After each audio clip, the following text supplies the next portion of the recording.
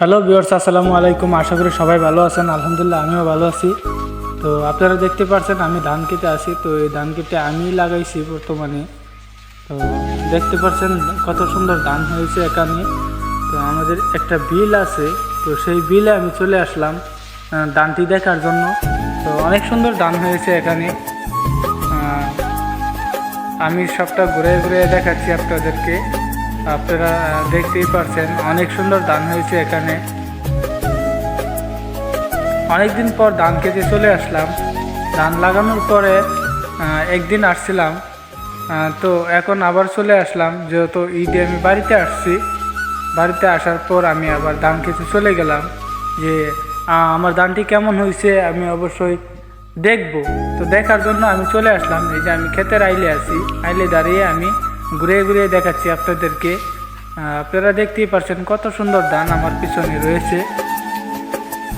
এখন আমি আবারও হাঁটতাছি, হাঁটতে হাঁটতে আবারও আর একটা ক্ষেতে চলে যাব। তো কত সুন্দর ধান হয়েছে এখানে, আপনারা দেখতেই পাচ্ছেন। আমি হাঁটতাছি, ক্ষেতের আইল দিয়ে হাঁটতাছি। তো প্রকৃতিটা অনেক সুন্দর এখানে, অনেক সুন্দর ধান হয়েছে এখানে।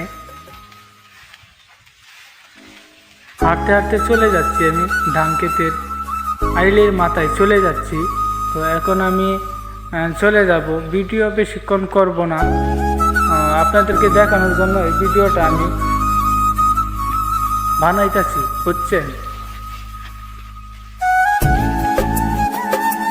তো এটা হলো হালুয়াঘাট, ধোবাড়া থানা, গ্রাম বালিগাঁও। তো আমার গ্রাম বালিগাঁও। তো আমি ঢাকাতে থাকি। এখন আমি দেশে আসলাম ঈদে। তো ঈদে এসে আমি আবার আমার ধান কেটে চলে গেলাম। তো ধানটা কেমন হয়েছে আপনাদেরকে দেখানোর জন্য ভিডিওটা করেছি। অবশ্যই ভালো লাগলে লাইক কমেন্ট শেয়ার করে দেবেন।